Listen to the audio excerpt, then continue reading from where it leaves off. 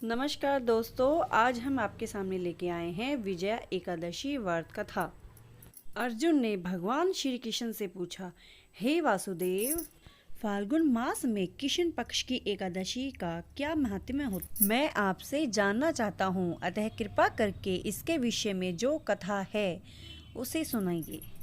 इस प्रकार श्री कृष्ण जी कहते हैं कि प्रिय अर्जुन, फाल्गुन मास की कृष्ण पक्ष की एकादशी विजया एकादशी के नाम से जानी जाती है। इस एकादशी का व्रत करने वाला सदा विजयी रहता है। हे अर्जुन, तुम मेरे प्रिय सखा हो, अतः इस व्रत की कथा मैं तुमसे कह रहा हूँ। आज तक इस व्रत की कथा मैंने किसी से नहीं सुनाई। तुमसे पूर्व केवल देवऋषि नारद ही इस कथा को ब्रह्मा जी से सुन पाए हैं।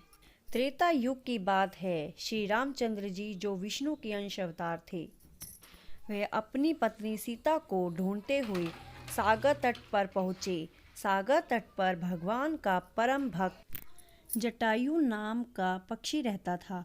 उस पक्षी ने बताया कि सीता माता को सागर पार लंका नगरी का राजा रावण ले गया है और माता इस समय अशोक वाटिका में है। जटायु से सीता का पता जानकर श्री रामचंद्र जी अपनी वानर सेना के साथ लंका पर आक्रमण की तैयारी करने लगे, परंतु सागर के जल जीवों से भरे दुर्गम मार्ग से होकर लंका पहुंचना प्रश्न बनकर खड़ा था। भगवान श्री रामचंद्र इस अवतार में मर्यादा पुरुषोत्तम के रूप में दुनिया के समक्ष उदाहरण प्रस्तुत करना चाहते थे। अतः आम मानव की भांति चिंतित हो गए। जब उन्हें सागर पार जाने का कोई मार्ग नहीं मिल रहा था, तब उन्होंने लक्ष्मण से पूछा कि हे लक्ष्मण, इस सागर को पार करने का कोई उपाय मुझे सूझ नहीं रहा। अगर तुम्हारे पास कोई उपाय है तो बताओ। श्री रामचंद्र जी की बात सुनकर लक्ष्मण बोले, हे प्रभु, आपसे तो कोई भी बात नहीं छुपी। आप स्वयं सर्व सामर्थ्यवान हो, फिर भी मैं कहूँगा कि यहाँ से आधा योजन दूर परम ज्ञानी वक्दालव्य मुनि का निवास है। हमें उनसे ही इसका हल पूछना चाहिए। भगवान श्री राम लक्ष्मण समेत वक्दालव्य मुनि के आश्रम में पहुँचे और उन्हें प्रणाम करने लगे। उन्होंने अपना प्रश्न उनके सामने रख दिया।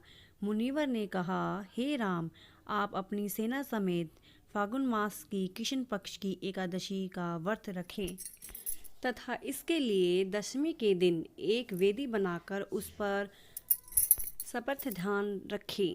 फिर अपनी सामर्थ्य के अनुसार एक कलश उस पर स्थापित करें।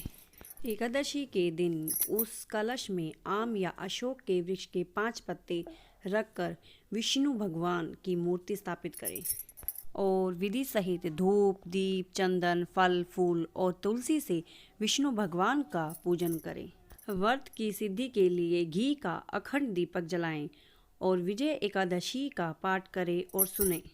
रात्रि में उसी कलश के सामने बैठकर जागरण करें और द्वादशी के दिन उस कलश का दान करें। हे राम, तुम इस व्रत को श्रद्धापूर्वक करोगे तो तुम्हारी विजय अवश्य होगी। एकादशी के व्रत से आप निश्चित ही समुद्र को पार कर रावण को पराजित कर दोगे। श्री रामचंद्र जी ने तब उत्तम तिथि के आने पर अपनी सेना समेत मुनिवर के बताए विधान अनुसार एकादशी का व्रत रखा और सागर पर पुल का निर्माण कर लंका पर चढ़ाई की। राम और रावण का युद्ध हुआ, जिसमें रावण मारा गया। अतः हे धर्मराज, विजय एकादशी के व्रत को विधि पूर्वक करने वाले मनुष्य की अवश्य ही विजय होती है। ब्रह्मा जी ने नारद जी से कहा था, हे पुत्र, जो भी इस व्रत के महात्म्य को पढ़ते हैं या सुनाते हैं, उन्हें वाजपेय यज्ञ का फल प्राप्त होता है। इस प्रकार विजय एकादशी की कथा पूर्ण हुई। बोलो बाके बिहारी लाल की जय। हर हर महादेव।